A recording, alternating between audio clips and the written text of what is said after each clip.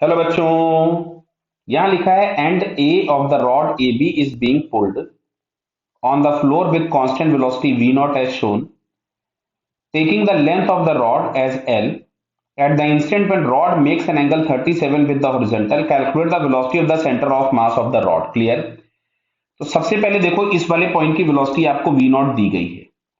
हम लोगों को सबसे पहला काम होगा b पॉइंट की वेलोसिटी फाइंड करना। ये वाला एंगल 37 दिया गया है, तो यहां से हम लोग अगर इस v के कंपोनेंट ले लेते हैं along the length of rod बराबर है, तो ये हम लोगों के पास ध्यान से देखिए मिल रहा है ये एंगल 37 है, तो ये हमारे पास आ गया v नॉट कॉस 37।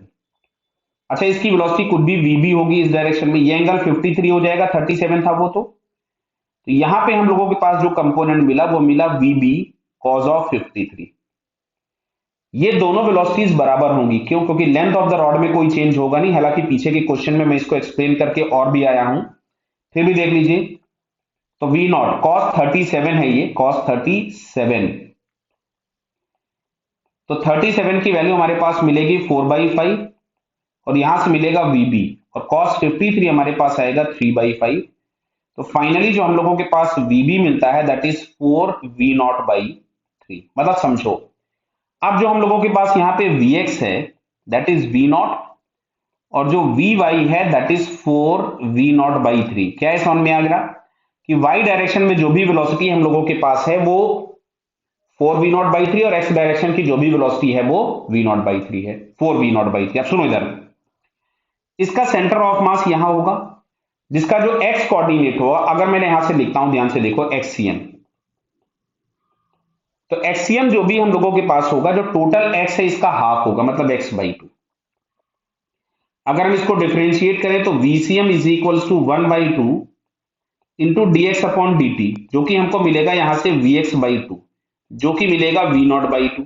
क्लियर है? सिमिलरली अगर हम यहां से लिखें YCM, तो YCM भी आपके पास मिलेगा y/2। इसको डिफरेंशिएट करोगे तो आपको मिलेगा VCM, ये x डायरेक्शन में वेलोसिटी मिली हमको, ये y डायरेक्शन की वेलोसिटी मिल रही है। क्लियर? तो मिलेगा 1/2 dy/dt, तो ये आपके पास मिलेगा 1/2 इंटू vy, और vy हम लोगों के पास दिया था 4v0/3। तो फाइनली हमारे पास यहां से हो गया 2v0/3। क्या क्लियर है बताइए? कोई दिक्कत तो नहीं है? बराबर नहीं है। अब हम लोगों को चाहिए था velocity of centre of mass.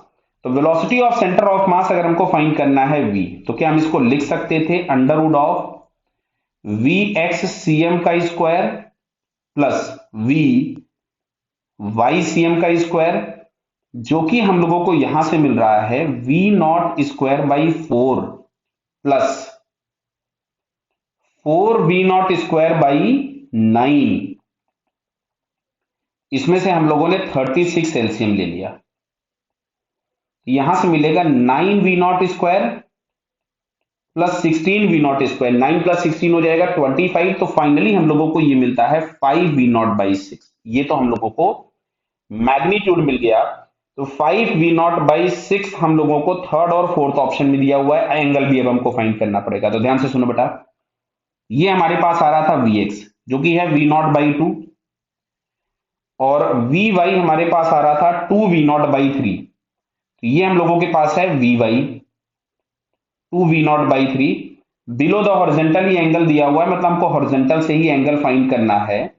तो जो रिजल्टेंट वेलोसिटी होगी क्या वो इस डायरेक्शन में आनी चाहिए, और हम लोगों को इस वाले एंगल में इंटरेस्ट है अल्फा में। तो यहां से अगर हम लोग लिखें बेटा इसको, तो tan alpha is equals to 2v0/3 upon v0/2 perpendicular upon base. तो ये कैंसिल हो गया, तो फाइनली हम लोगों को क्या ये 4/3 दिख रहा है क्या ये बराबर? तो यहां से हमारे पास ये आ रहा है 4/3 tan अल्फा।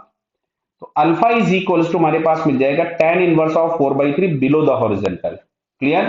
तो यहां से हम लोगों को ये फोर्थ वाले ऑप्शन में करेक्ट दिख रहा है। Clear? So it's fourth answer is correct.